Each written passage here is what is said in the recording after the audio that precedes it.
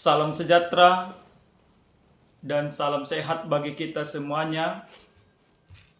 Jemaat Tuhan yang terkasih di dalam Tuhan kita Yesus Kristus, dimanapun kita berada pada saat ini, kita akan kembali disapa oleh kebenaran firman Tuhan. Oleh karena itu, mari kita menyatukan hati kita bersatu dalam doa. Kami bersyukur kepadamu Tuhan kami, Tuhan yang maha baik, Tuhan yang maha kasih dan yang memelihara kehidupan kami. Di saat ini Tuhan, kami akan mendengarkan sabda-Mu. Biarlah kiranya Tuhan memberkati kami. Dalam nama Yesus kami berdoa. Amin. Jemaat Tuhan yang terkasih di dalam Tuhan kita Yesus Kristus, adapun kebenaran firman Tuhan yang menyapa kita pada saat ini tertulis dalam kitab Yehezekiel pasal 34 ayat yang ke-11 sampai dengan ayat yang ke-16. Saya akan membacakannya untuk kita semuanya. Demikian kebenaran firman Tuhan. Sebab beginilah firman Tuhan Allah, dengan sesungguhnya aku sendiri akan memperhatikan domba-dombaku dan akan mencarinya. Seperti seorang gembala mencari dombanya pada waktu domba itu tercerai dari kawanan dombanya, begitulah aku akan mencari domba-dombaku dan aku akan menyelamatkan mereka dari segala tempat kemana mereka diserahkan pada hari berkabut dari hari kegelapan.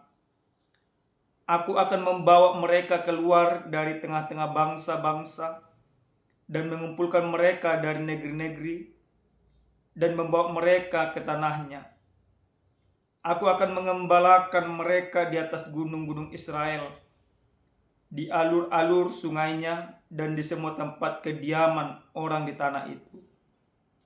Di padang rumput yang baik akan kugembalakan mereka, dan di atas gunung-gunung Israel yang tinggi, disitulah tempat pengembalaannya. Di sana, di tempat pengembalaan yang baik, mereka akan berbaring, dan rumput yang subur menjadi makanannya di atas gunung-gunung Israel. Aku sendiri akan mengembalakan domba-dombaku, dan aku akan membiarkan mereka berbaring. Demikianlah firman Tuhan Allah. Yang hilang akan kucari, yang tersesat akan kubawa pulang, yang luka akan kubalut, yang sakit akan kukuatkan, serta yang gemuk dan yang kuat akan kulindungi. Aku akan mengembalakan mereka sebagaimana seharusnya. Demikian pembacaan kebenaran firman Tuhan.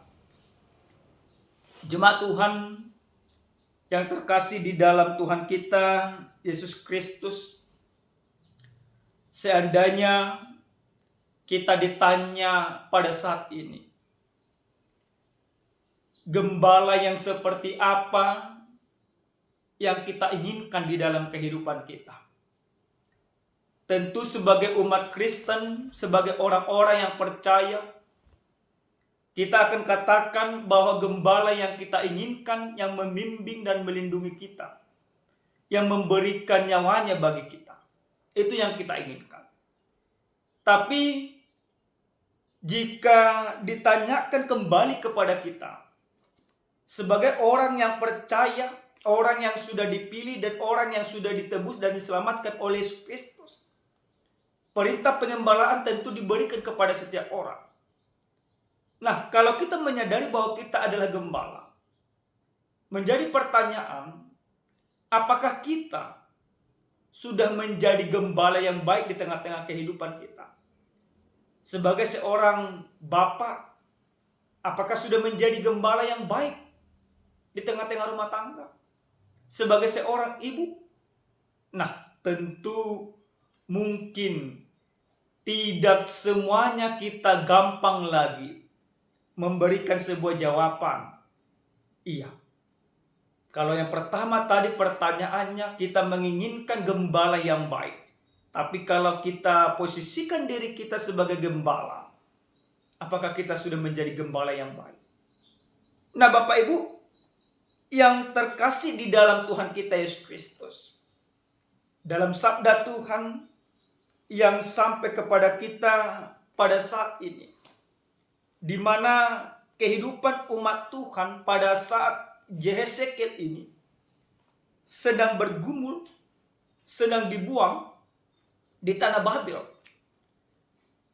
Banyak gembala-gembala, pemimpin-pemimpin rohani yang ikut terbuang di sana. Sesungguhnya mereka harusnya mempunyai peran yang baik, mempertunjukkan pengembalaan kepada umat Israel yang menderita itu. Tapi sebagai gembala yang hadir di tengah-tengah bangsa Israel, yang hadir di tengah-tengah pergumulan orang Israel, justru para gembala-gembala itu tidak menjadi gembala yang baik.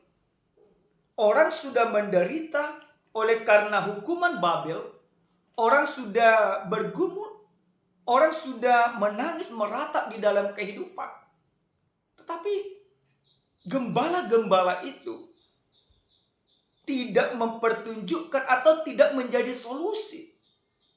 Justru mereka menjadi beban. Istilahnya orang-orang Israel yang digembalakan itu sudah jatuh tertimpa tanggal, sudah menderita oleh karena mereka menjadi budak. Mereka juga menderita diperbudak para gembalanya sendiri, yaitu para petinggi orang Israel, para imam, tidak menunjukkan fungsinya yang sebagaimana harusnya. Situasi itulah maka Allah menyuruh Yehezekiel untuk bernubuat, untuk menyampaikan kabar sukacita kepada orang Israel. Sesuai dengan namanya Yehezekiel, yang artinya Allah yang menguatkan. Lewat pemberitaan yang disampaikan oleh Yehezekiel, orang Israel dikuatkan di dalam Tuhan. Dalam nubuatan yang disampaikan oleh Yehezekiel, dalam firman Tuhan yang sampai kepada kita pada saat ini, Tuhan dengan tegas mengatakan bahwa sesungguhnya Allah senantiasa memperhatikan domba-dombanya. Allah senantiasa melawat domba-dombanya. Allah senantiasa menjaga domba-dombanya. Dalam penderitaan yang terjadi bagi orang Israel pada saat itu, kalaupun para gembala-gembala yang hadir di tengah-tengah kehidupan mereka tidak mempertunjukkan gembala yang sesungguhnya, tapi Allah dengan kasih-Nya yang begitu murah hati, dengan kasih-Nya yang begitu sempurna, Ia akan melawat umat-Nya. Maka Allah katakan dalam firman ini, sesungguhnya aku sendiri akan memperhatikan domba-dombaku dan akan mencari mereka. Seperti seorang gembala mencari dombanya pada waktu domba itu tercerai-berai dari kawanan dombanya, begitulah aku akan mencari domba-dombaku. Maka Allah bernubuat, orang Israel itu akan dikumpulkan kembali, akan dilawat Allah kembali, akan disatukan kembali. Maka lawatan yang disampaikan oleh Allah merupakan lawatan yang begitu luar biasa. Allah mempertunjukkan bahwa Dia adalah sebagai gembala yang baik. Apa yang akan dilakukan oleh Allah dalam mengembalakan umat-Nya itu, yaitu mereka akan dicari yang tersesat, yang hilang akan dibawa pulang, yang luka akan dibalut, yang sakit akan dikuatkan, yang gemuk dan yang kuat akan dilindungi, dan Allah yang melakukannya. Artinya, nubuatan yang disampaikan oleh Allah ini akan diberikan kepada bangsa itu. Bangsa Israel akan dibawa kembali pulang ke tanah kelahiran mereka. Bapak Ibu yang terkasih di dalam Tuhan kita Yesus Kristus, Bapak Ibu yang terkasih di dalam Tuhan kita Yesus Kristus. Jadi pengembalaan yang akan diberikan oleh Tuhan kepada orang Israel adalah pengembalaan yang sesungguhnya. Ketika orang Israel tidak mendapatkan atau tidak merasakan pengembalaan yang baik dari para gembala-gembala yang ada di tengah-tengah mereka, tapi Tuhan akan mengembalakan mereka. Bapak Ibu yang terkasih di dalam Tuhan kita Yesus Kristus, ada beberapa hal yang harus kita pahami dari kebenaran firman Tuhan yang sampai kepada kita pada saat ini. Yang pertama Bapak Ibu, sesuai dengan tema yang sampai kepada kita, Allah mengembalakan umatnya. Lewat firman ini, kita benar-benar di Minggu Jubilati ini merasakan pengembalaan Allah. Pengembalaan yang diberikan oleh Allah kepada setiap orang percaya, yaitu apa yang sudah dipertunjukkan oleh Yesus Kristus. Kristus yang datang ke tengah-tengah dunia. Kristus yang mati mengorbankan nyawanya bagi kita domba-dombanya. Itu menunjukkan pengembalaan yang sejati. Itu menunjukkan pengembalaan yang sungguh-sungguh. Karena kasih Tuhan yang begitu luar biasa. Maka pengembalaan yang diberikan oleh Allah tidak hanya terjadi kepada zaman Yehezekiel, tapi pengembalaan Allah itu juga terjadi di zaman kita. Di dalam Injil Yohanes pasal 10 ayat 1 sampai ayat, mari kita coba buka Bapak Ibu, Yohanes pasal 10 ayat 1 sampai dengan ayat yang ke-21. Yesus di sana dengan lebih terperinci mengatakan bagaimana gembala yang baik itu. Gembala yang baik yang memberikan nyawanya bagi domba-dombanya, yang menuntun domba-dombanya ke arah air yang tenang, yang memberikan kelegaan kepada domba-dombanya. Domba-dombanya itu mengenal suara daripada gembalanya, dan gembalanya mengenal kita. Nah, pengembalaan itu terus-menerus diberikan oleh Yesus kepada kita. Pengembalaan itu terus-menerus menuntun kita ke arah jalan yang baik. Tapi terkadang memang kita yang tidak mau digembalakan oleh Yesus. Kita sering sekali melawan, lari dari kawanan domba itu, lari dari sang gembala agung itu, menuntun kehendak kita sehingga kita tersesat. Orang Israel juga sering seperti itu. Mereka tersesat. Orang yang tidak mau digembalakan oleh Yesus Kristus, maka dia akan tersesat. Tapi yang pertama ini, kita benar-benar bersuka cita. Karena gembala yang agung itu mengembalakan kita.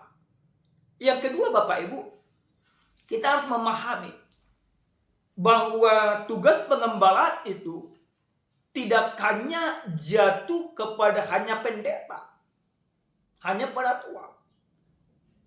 Sesuai dengan amanat agung yang diberikan oleh Yesus Kristus, bahwa orang percaya punya tanggung jawab, punya keharusan, punya kewajiban untuk mewartakan kabar baik, untuk menjadi Kristus.